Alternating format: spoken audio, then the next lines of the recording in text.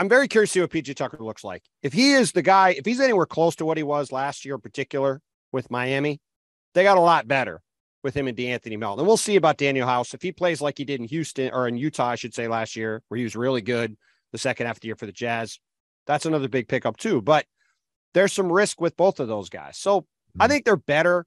I think the better question is, are they good enough to truly get out of the East? To me, it's not about the numbers, right? Like James Harden could average 22, 10, and 7 again next year and be an MVP candidate. Like that's to me he's going to put up numbers no matter what he looks like. The question is, can he get back to the guy he was before he hurt that hamstring in mid-March of 2021 in Brooklyn? Because those first 2 months in Brooklyn, he was a point guard for the Nets. He was setting everybody up. He was playing as well as literally anybody in the NBA and looked awesome.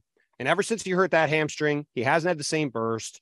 He has not looked like the same player. And to your point, McMahon, it's a guy that's a borderline third-team All-NBA guard, and that is not the guy that the Sixers sat at a press conference in February and trumpeted as the guy who was going to bring them championships to Philadelphia with Joel Embiid. He needs to be a top 10 guy in the league again. Now, if he can do that, to your point, some of this other stuff with PJ Tucker, that stuff sort of falls in the background. Conversely, if James Harden isn't that guy, that stuff falls in the background because it really just comes down to him in the end. And, there's been a lot of talk about, James is committed to working out this summer. James is committed to being in shape this summer, all this kind of stuff. Well, as you said, in May, I was at that press conference at the end of game 6. I asked him that question. He gave the answer that, hey, I'm going to do whatever it takes to win.